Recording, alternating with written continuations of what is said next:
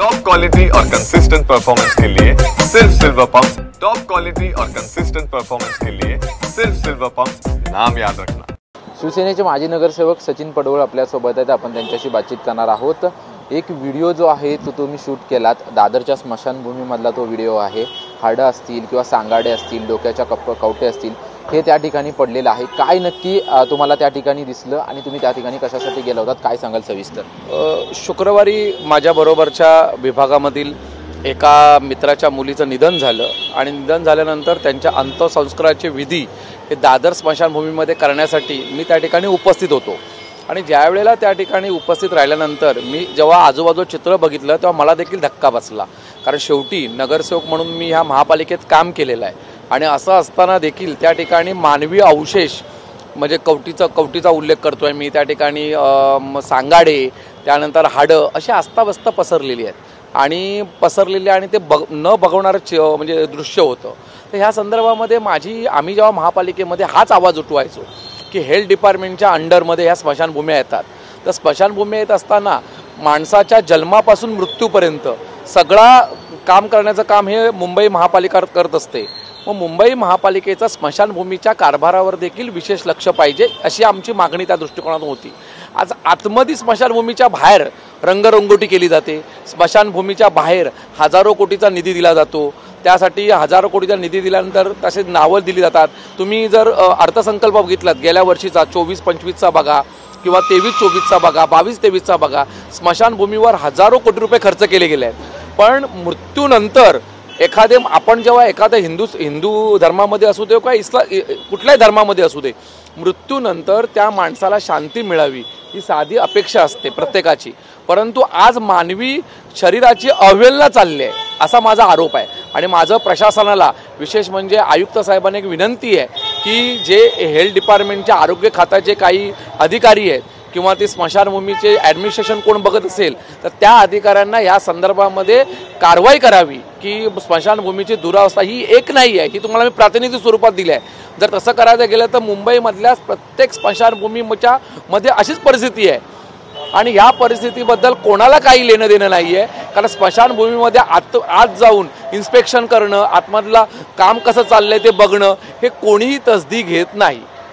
तुम्ही म्हणताय की ही घटना शुक्रवारी मी माझ्या मोबाईलमध्ये कैद केली, परंतु शुक्रवारनंतर 2-3 दिवस झाले DMC असतील किंवा वॉर्ड ऑफिसर असतील किंवा आयुक्त असतील यांच्या कानावरही तुम्ही घटना टाकलेली आहेत का? आणि त्यांच्याकडे मग जर तुम्ही टाकली नसेल तर त्यांच्याकडे काय मागणी करणार? बघा, शनिवार रविवार असल्यामुळे मुंबई महापालिका कार्यालय बंद होती, परंतु या संदर्भामध्ये माझा स्वतःचा अनुभव असा आहे की मी तेच सांगतोय की हे एकमेकाचं जबाबदारी ढकलण्याचं काम करत असतात।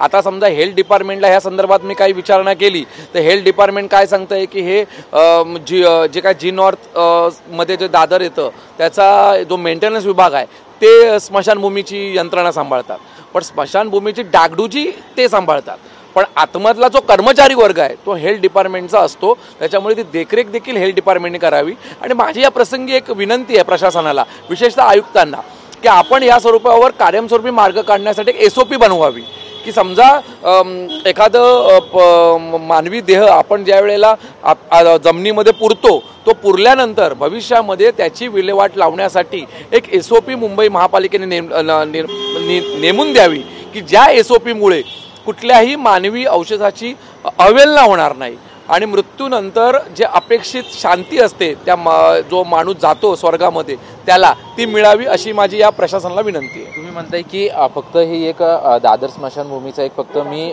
पुढे आणण्याचा प्रयत्न केला, परंतु मुंबई महानगरपालिकेमध्ये गेल्या 3 ते 3.5 वर्ष नगरसेवक नाहीत, त्यामुळे कुठेतरी सामान्यांच्या प्रश्नांकडे असेल, तुम्ही आणलेल्या समोर आलेल्या प्रश्नांकडे असेल, महानगरपालिकेचं दुर्लक्ष होतंय, कारण की तुम्ही जेव्हा नगरसेवक म्हणून होतात किंवा इतर नगरसेवक होते असे जेव्हा प्रश्न यायचे तेव्हा महानगरपालिका आयुक्तांना असतील किंवा प्रशासनाला असेल धारेवर धरण्याचं काम जे आहे ते माजी नगरसेवक करायचे। आता 3-3.5 वर्ष नगरसेवक नाही, त्याच्यामुळे कुठेतरी परिस्थिती मुंबईमध्ये अशी होते। 100% खरं आहे, कारण नगरसेवक नसल्यामुळेच आज 3.5 ते 4 वर्षामध्ये जे आशिया खंडामधील मुंबई महापालिका 1 नंबरची म्हणून उल्लेख केला जायचा, आज त्याच महापालिकेमधील कारभाराचे वाभेडे आज संपूर्ण मुंबई शहरात नव्हे, महाराष्ट्रात नव्हे तर देशात काढले जात आहेत। याला कारणच असं आहे की नगरसेवकांचा जो अंकुश होता, आता ही घटना समजा आम्ही नगरसेवक असताना झाली असती तर त्या वेळेला त्या अधिकाऱ्यांना जाब विचारून आम्ही यंत्रणा उभी केली असती, परंतु आज ते व्यासपीठ आम्हाला उपलब्ध नाही आहे. कारण ज्या काही अधिकारी आहेत हेल्थ डिपार्टमेंटच्या, ज्या काही दक्षाशा म्हणून अधिकारी, मी नाव घेईन,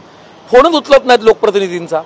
त्या मुंबईच्या कार्यकारी अधिकारी आहेत, त्यांच्या आधिपत्याखाली सगळ्या स्मशानभूमी आहेत. त्यांना कधी फोन केला तर त्यांचा मेसेज म्हणजे उत्तर पण देत नाही. त्यानंतर थोड्या कालावधीत फोन करायला पाहिजे पण करत नाही. यांना माणसांशी आणि मुंबईकरांशी काही लेणं देणं नाही आहेत.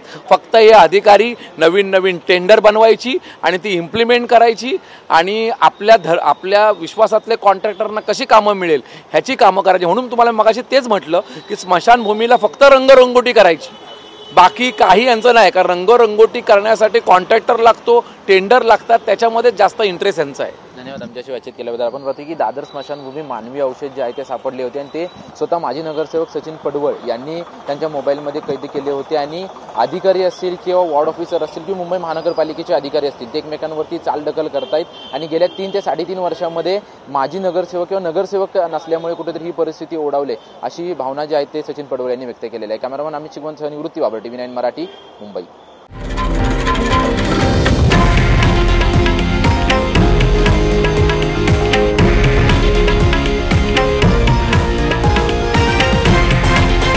हे आहे देशातील नंबर 1 न्यूज नेटवर्क आणि आपण पाहत आहात TV9 मराठी, एकमेव.